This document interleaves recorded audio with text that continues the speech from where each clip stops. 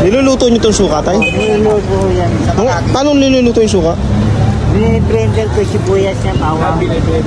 Lods, ito si Tatay Berting, ang legendaring nagbabalot dito sa May Quiapo.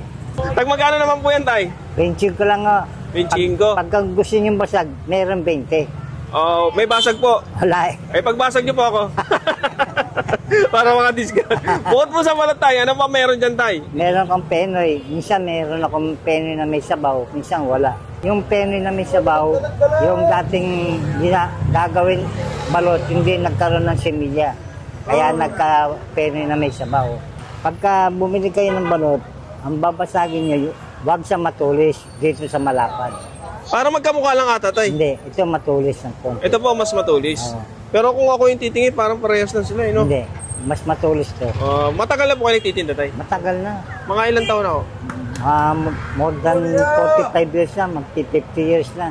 Grabe. Ilang taon na po kayo? 75 years. Grabe. Sige, tay, order ako ng isang balot. Sige.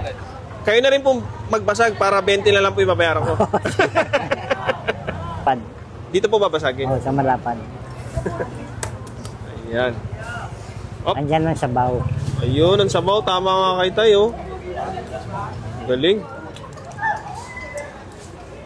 Ayan.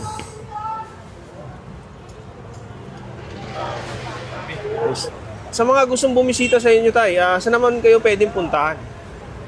Dito lang sa Paterno. Paterno Street na. Evangelista. Anong oras naman po kayo nandito palagi sa street na to? 3:30. Ako 4. Tapos lumilipat ako sa kabila hanggang 5:30. Naabot ako ng 7 to 8:30. So ayun na guys, one shot. Wow. Pinoy. Dalawa.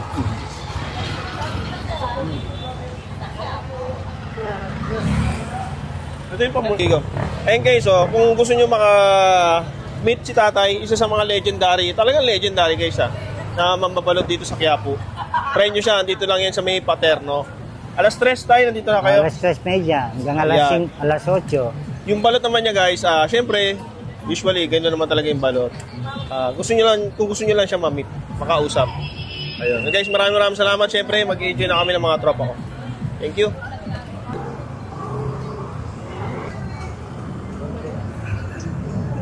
Yan ulam tayo. Tay, paano ko naman malalaman kung yung itlog ay kaliwa o kanan? Kaliwa, hindi. Pwede man basagin miskisan yan. Masakit yun, tay, pag binasag mo. Dahil wala naman sabaw kasi yan.